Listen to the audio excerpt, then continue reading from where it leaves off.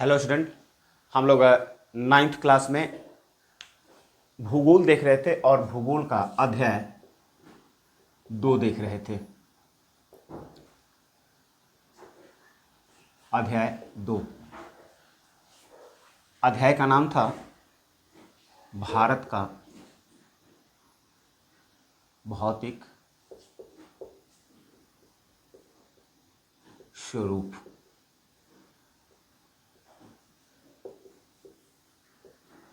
भाग 2 होगा। इसके पहले भाग 1 के अंतर्गत हम ब्रह्मांड की उत्पत्ति और पृथ्वी के निर्माण के संबंध में बात कर चुके हैं। अब इसके अंतर्गत हम लोगों को देखना था कि जो पृथ्वी का भूप्रपाटी है, पृथ्वी का भूप्रपाटी वह क्या हुआ, लाखों वर्षों तक बारिश होने के कारण ठंडी हो गई और ठंडी होने के बाद उसमें पृथ्वी में आंतरिक हलचल हुआ और आंतरिक हलचल के कारण आंतरिक हलचल हुआ और आंतरिक हलचल के कारण, यह आंतरिक हलचल किसके कारण हुआ, तो संवहनीय धारा, यानी कि पृथ्वी के अंदर संवहनीय धारा चली, संवहनीय धारा चला, जिसके कारण जो भूप्रपाटी है, जो भूप्रपाटी है वह क्या हो गई, 7 बड़ी तथा 20 से अधिक छोटी प्लेटों में टूट गई। और इसी भूप्रपाटी को हम लोग क्या कहते हैं, प्लेट कहते हैं, प्लेट कहते हैं। इसके विषय में हमने चर्चा किया था पिछले भाग के अंतर्गत, भाग 1 के अंतर्गत। अब इसके अंतर्गत हम लोगों को देखना है कि यह क्या हो रहा है। जो भूप्रपाटी 7 बड़ी तथा 20 से अधिक छोटी प्लेटों में टूट गई तो वह क्या करने लगी, वह अपने आंतरिक भाग पर प्रवाहित होने लगी। तो यह प्रवाह कैसे हुआ और यह प्रवाह का अध्ययन कैसे किया जाता है, उसके विषय में हम लोगों को जानना है।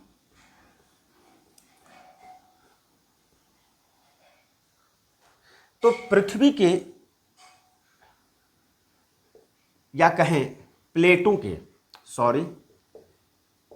प्लेटों के स्वभाव व प्रवाह को अध्ययन करने वाले का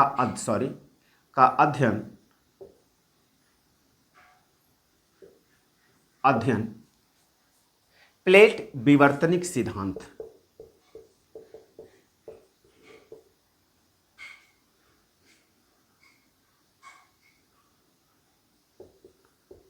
प्लेट विवर्तनिक सिद्धांत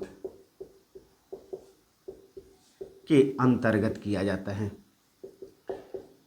अंतर्गत किया जाता है। आपके किताब में नाम आया होगा प्लेट विवर्तनिक सिद्धांत, लेकिन प्लेट विवर्तनिक सिद्धांत क्या है उसके विषय में चर्चा आपके किताब में नहीं किया गया है। तो यहां पर जान लीजिए कि जो प्लेट विवर्तनिक सिद्धांत है, इसको प्लेट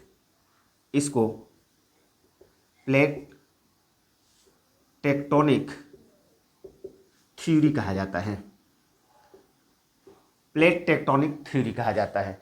इसके अंतर्गत यानी कि प्लेट टेक्टोनिक थ्योरी के अंतर्गत, यानी कि प्लेट विवर्तनिक सिद्धांत के अंतर्गत क्या अध्ययन किया जाता है, तो जो प्लेट है, अभी हमने प्लेटों की बात किया, उस प्लेट के स्वभाव यानी उसका स्वभाव कैसा है और उसके प्रवाह का अध्ययन किया जाता है।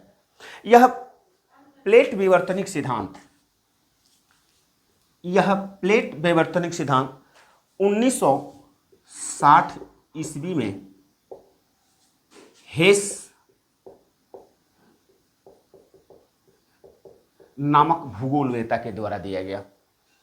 इस प्लेट विवर्तनिक सिद्धांत के अंतर्गत क्या अध्ययन किया जाता है, तो प्लेटों यानी कि पृथ्वी की जो प्लेट हैं उसके स्वभाव और प्रवाह का अध्ययन किया जाता है। और यह सिद्धांत बताता है, यह सिद्धांत यानी कि प्लेट विवर्तनिक सिद्धांत यह बताता है, प्लेट विवर्तनिक सिद्धांत यह बताता है कि जो प्लेटें हैं, प्लेटों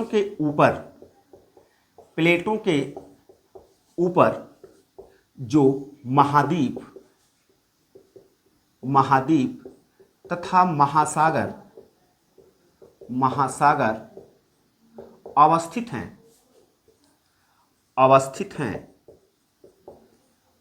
हैं, वह प्रवाह के कारण स्थान परिवर्तित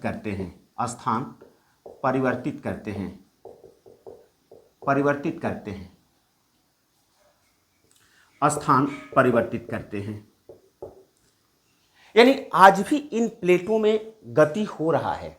आज भी ये प्लेट क्या हैं, वह प्रवाहित हो रही हैं और प्रवाह के कारण जो महाद्वीपीय तथा महासागरीय स्थिति है वह क्या हो जाती है, परिवर्तित हो जाती है। यही कारण है, यह किसके अंतर्गत अध्ययन किया जाता है, तो प्लेट टेक्टोनिक थ्योरी के अंतर्गत किया जाता है। या किसके द्वारा दिया गया, तो हेस के द्वारा दिया गया। कब दिया गया, तो 1960 में दिया गया, 1960 ईस्वी में दिया गया। यह प्लेट विवर्तनिक सिद्धांत बताता है कि जो पृथ्वी की प्लेटों की प्रवाह है, स्वभाव है, वह किस रूप में प्रवाहित होती हैं। और इसके अंतर्गत आपके किताब के अंतर्गत 3 प्रकार के प्रवाह का अध्ययन करना है। एक अभिसरण सीमा, यानी कि जिस सीमा का, यह प्रवाह के कारण जिस सीमा का निर्माण करती हैं, तो 3 प्रकार की सीमा का निर्माण करती हैं। अभिसरण परिसीमा, अपसारी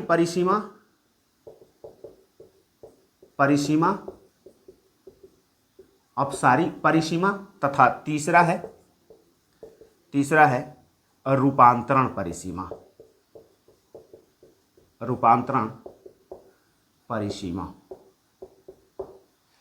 इसको हम लोग क्या कहते हैं, विनाशी प्लेट किनारा भी कहते हैं। नाम याद रखिएगा, विनाशी प्लेट किनारा भी कहते हैं। इसको अपसारी परिसीमा को हम लोग क्या कहते हैं, तो निर्माणकारी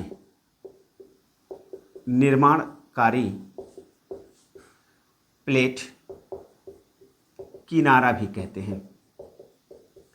तथा तीसरे को संरक्षी प्लेट किनारा कहा जाता है। अब यानी कि जो प्लेट टेक्टोनिक थ्योरी है, प्लेट टेक्टोनिक थ्योरी क्या कह रही है, प्लेट टेक्टोनिक थ्योरी यह कह रहा है कि जो प्लेटें हैं वह क्या हो रही हैं, मूवमेंट कर रही हैं, गति कर रही हैं, प्रवाहित हो रही हैं।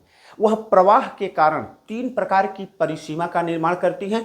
एक को हम लोग विनाशी प्लेट किनारा के नाम से जानते हैं, जिसको अभिसरण परिसीमा भी कहा जाता है।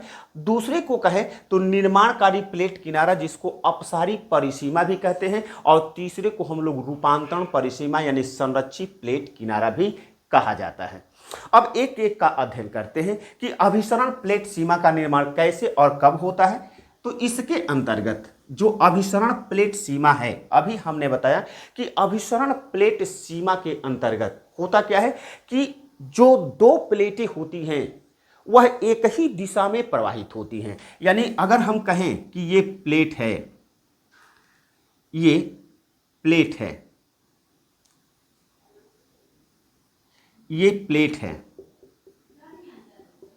जिसको हम लोग भूगर्भिक प्लेट के भी नाम से जानते हैं। ये प्लेट है,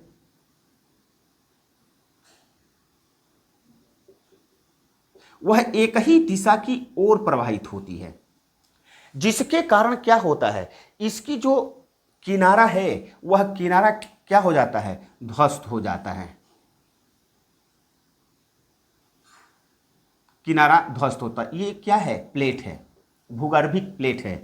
यह भी क्या है, प्लेट है। और दोनों किस दिशा में, एक ही दिशा में प्रवाहित हो रही हैं, जिसके वजह से दोनों का किनारा क्या हो जाता है, नष्ट हो जाता है। इसको प्रतिष्ठन स्थल कहा जाता है, प्रतिष्ठन स्थल कहा जाता है। प्रतिष्ठन स्थल का इसी परिसीमा को अभी हमने बताया कि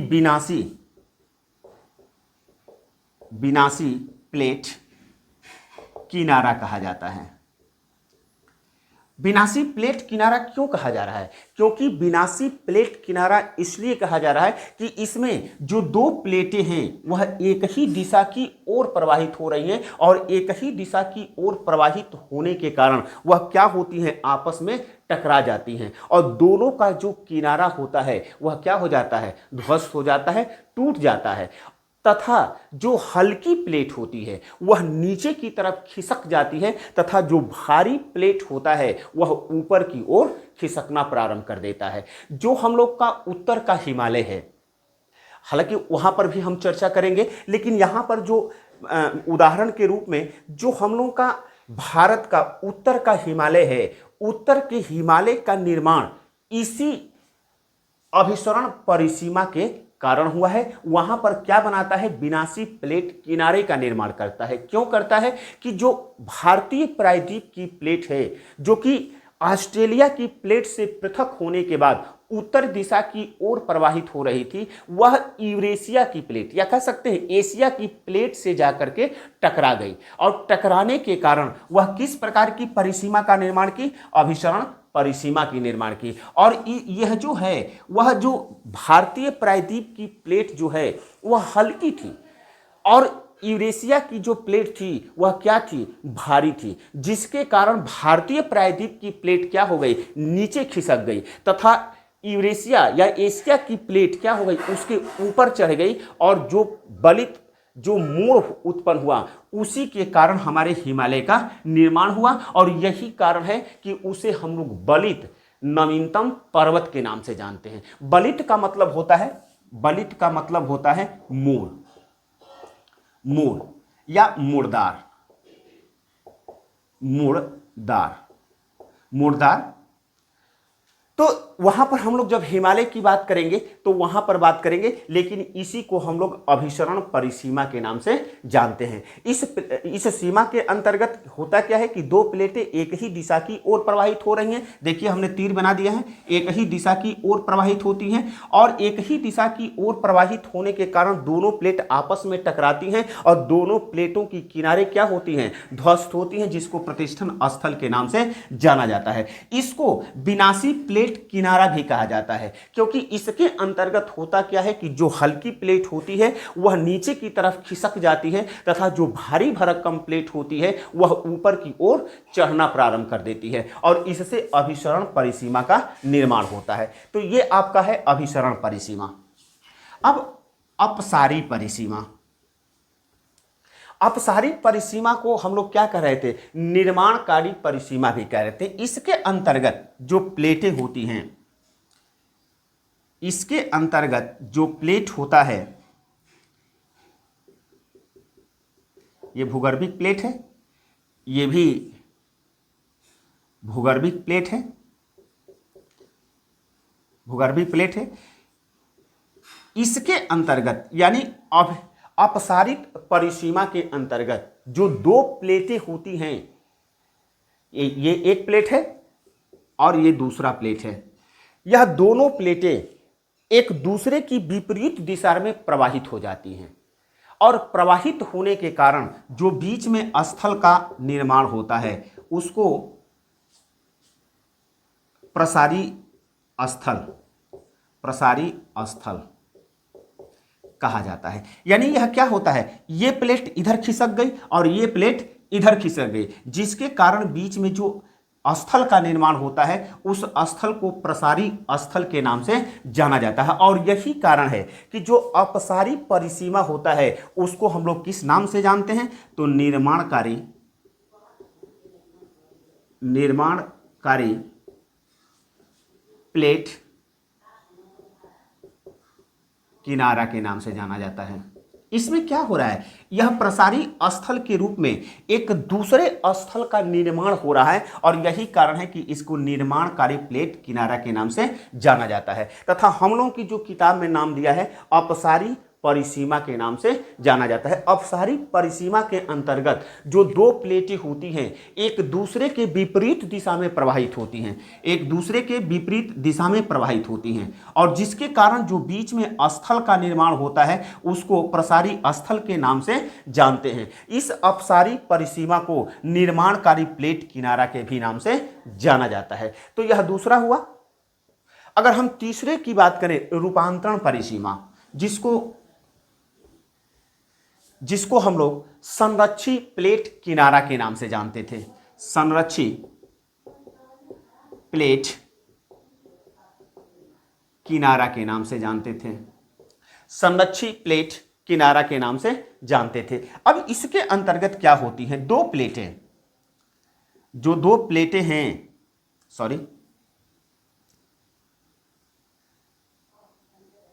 जो दो प्लेटें हैं वह एक दूसरे से क्षैतिज दिशा में, यह देखिए ये इधर जा रही है और यह इधर जा रही है। इससे न तो किसी स्थल का विनाश होता है और न ही किसी स्थल का निर्माण होता है, बल्कि इसमें दो प्लेटें क्या होती हैं? क्षैतिज दिशा में। यानी ये देखिए यह नीचे की तरफ खिसक गई और यह क्या हो गई? ऊपर की तरफ खिसक गई, और जिसके कारण यहां पर न तो किसी प्लेट का निर्माण होता है और ना ही किसी प्लेट के किनारे का निर्माण होता है या नए स्थल का निर्माण होता है, और ना ही प्लेट के किनारे विनाश करते हैं। यही कारण है कि इसको संरक्षी प्लेट सीमा के नाम से जाना जाता है, और इसी को हम लोगों के किताब के अंतर्गत रूपांतरण परिसीमा के नाम से जाना जाता है। रूपांतरण परिसीमा के नाम से जाना जाता है।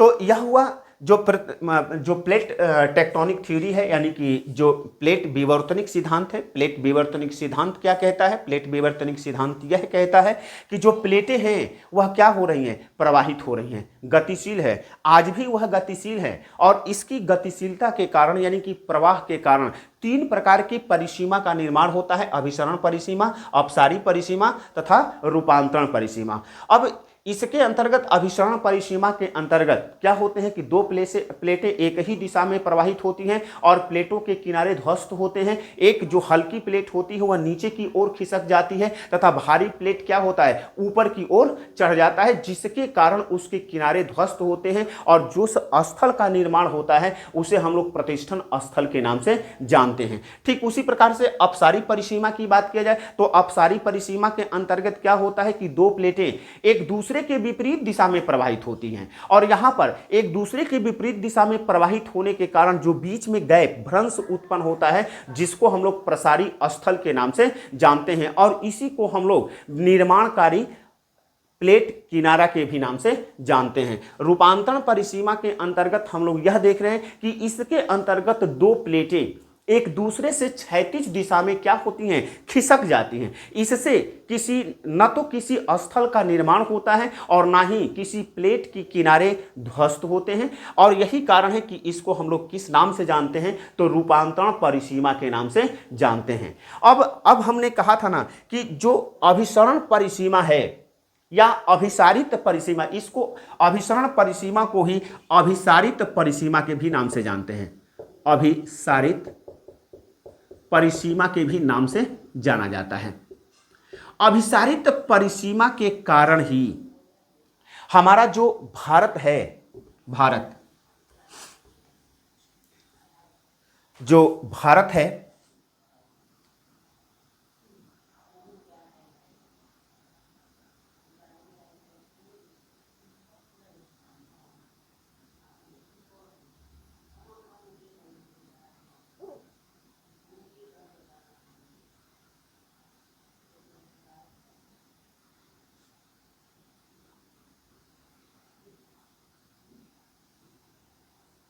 जो हमारा भारत है, और भारत के उत्तर में क्या स्थित है? उत्तर में हिमालय स्थित है। उत्तर में हिमालय स्थित है।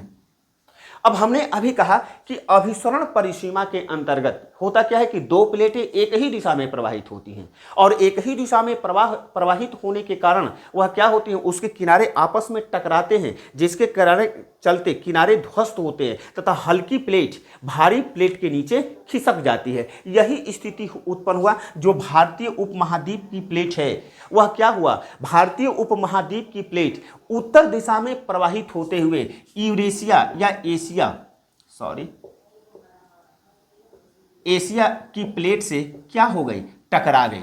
और टकराने के कारण चूंकि एशिया की प्लेट क्या थी, भारी थी और भारी होने के कारण जो भारतीय उपमहाद्वीप की प्लेट है उसके नीचे खिसक गई तथा एशिया की प्लेट इसके ऊपर चढ़ती चली गई, जिसके कारण क्या निर्मित हुआ, हिमालय पर्वत का निर्माण हुआ जो हमारे उत्तर में है और यह मोड़दार है। और यही कारण है कि इसको हम लोग क्या कहते हैं, नवीनतम तो इसलिए कहते हैं ना कि प्रवाह के बाद यानी कि पृथ्वी का निर्माण हुआ, पृथ्वी के निर्माण के कारण पृथ्वी के आंतरिक लाखों वर्षों तक बारिश हुआ, जिसके चलते भूपर्पटी का निर्माण हुआ। भूपर्पटी के निर्माण होने के बाद पृथ्वी के अंदर आंतरिक हलचल हुआ और आंतरिक हलचल के कारण जो भूपर्पटी है 7 बड़ी तथा 20 छोटी प्लेटों में टूटती है और टूटने के बाद वह क्या होती है, प्रवाहित होती है। प्रवाह के क्रम में वह क्या होती है, वह एशिया की प्लेट से आकर के टकराती है। यही कारण है कि यह क्या है, नवीन है।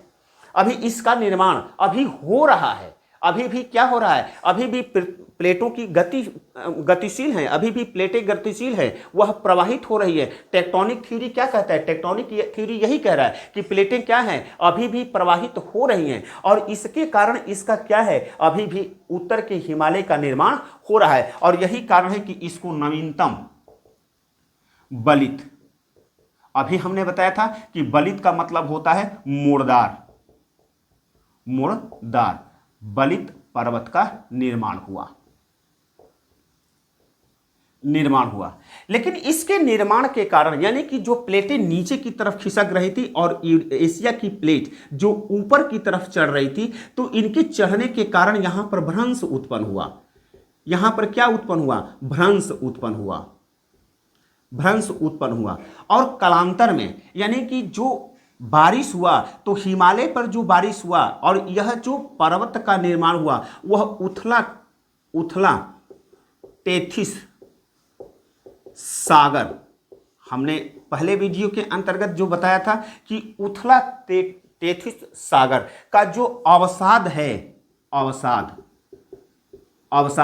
अवसाद किस रूप में फैल गए, तो उत्तर के हिमालय के रूप में फैल गए तथा जो भ्रंश उत्पन्न हुआ, यहां पर जो भ्रंश उत्पन्न हुआ वह भ्रंश धीरे धीरे क्या हो रहा है, इस पर बारिश होने के कारण, चाहे ये प्रायद्वीपीय क्षेत्र में बारिश होने के कारण जो बारिश का जल है वह अपने साथ चट्टानों को बहा करके ले गया, मिट्टी को बहा करके ले गया, बालू को बहा करके ले गया और धीरे धीरे यह भ्रंश क्या हो गया, जो गर्त का निर्माण हुआ वह गर्त धीरे धीरे भर गया और भरने के कारण क्या निर्मित हुआ, उत्तर के विशाल मैदान का निर्माण हुआ। उत्तर के विशाल मैदान का निर्माण हुआ, उत्तर के विशाल मैदान का निर्माण हुआ। तो जो शेष भारत बच रहा है यानी कि उत्तर के हिमालय को छोड़ दिया जाए और उत्तर के विशाल मैदान को छोड़ दिया जाए तो शेष जो भारत है वह शेष भारत किससे बना है, तो गोंडवाना काल की प्राचीन चट्टानों से बना है। गोंडवाना लैंड की प्राचीन चट्टानों से बना है, जिसको हम लोग पठार के नाम से जानते हैं। यहां पर तो मरुस्थल है तो उसका हम अध्ययन करेंगे। अब बारी बारी से अध्ययन करेंगे क्योंकि हमने पहले भाग के अंतर्गत यह बताया था कि जितने भी विश्व में ऊंचावच पाए जाते हैं वह सारे के सारे ऊंचावच भारत में पाए जाते हैं। तो अगर हम हिमालय की बात करें, चाहे पर्वत की बात करें, चाहे पठार की बात करें, चाहे मरुस्थल की बात करें, चाहे मैदान की बात करें, चाहे द्वीप की बात करें, ये सारे के सारे क्या हैं, ऊंचावच हमारे भारत में पाए जाते हैं। अब यहाँ पर हम लोगों ने देखा कि उत्तर के हिमालय का निर्माण कैसे हुआ, तो अभिसरण परिसीमा के कारण उत्तर के हिमालय का निर्माण हुआ, और जो गर्त उत्पन्न हुआ यानी हिमालय पर्वत के बाद के नीचे जो गर्त उत्पन्न हुआ वह लाखों वर्षों तक बारिश होने के कारण धीरे धीरे वह गर्त क्या हो गया, वह अवसाद के निक्षेप होने के कारण वह गर्त धीरे धीरे भरता चला गया, और भरने के बाद वह क्या बन गया, एक समतल मैदान बन गया। क्योंकि अगर सिंधु नदी की बात करें, चाहे गंगा नदी की बात करें, चाहे गंगा नदी की सहायक नदियों की बात करें, तमाम तरह की या नेपाल हिमालय से निकलने वाली जितनी भी नदियां हैं, हम लोग अपवाह तंत्र जब पढ़ेंगे उसके अंतर्गत इसकी चर्चा करेंगे। वह क्या होती हैं, वह उत्तर के विशाल मैदान में प्रवाहित होती हैं, और वही कारण है कि जो वह नदियां प्रारंभिक काल में जिस समय उत्तर के हिमालय का निर्माण हो रहा था उस समय प्रवाहित प्रवाह के क्रम में अपने साथ अवसाद ला करके इस गर्त में भरती चली गई, जिसके कारण यह गर्त क्या हो गया, समतल बन गया, और समतल बनने के कारण यह क्या हो गया, आज के उत्तर के विशाल मैदान के रूप में फैला हुआ है। तो इस प्रकार से हम लोगों ने उत्तर के हिमालय का निर्माण कैसे हुआ इसको जाना, तथा उत्तर के विशाल मैदान का निर्माण कैसे हुआ इसको जाना। और अगले हम लोग भाग के अंतर्गत आते हैं तो उत्तर के हिमालय को कितने भागों में बांटा गया है उसका अध्ययन करेंगे, उत्तर के विशाल मैदान को अध्ययन करेंगे, उसके बाद पठार का अध्ययन करेंगे, तब द्वीप का अध्ययन करेंगे, तब जाकर के समुद्र तटीय मैदान का अध्ययन करेंगे, यानी बारी बारी से एक एक को हम लोग अध्ययन करेंगे। आज के लिए इतना ही, धन्यवाद।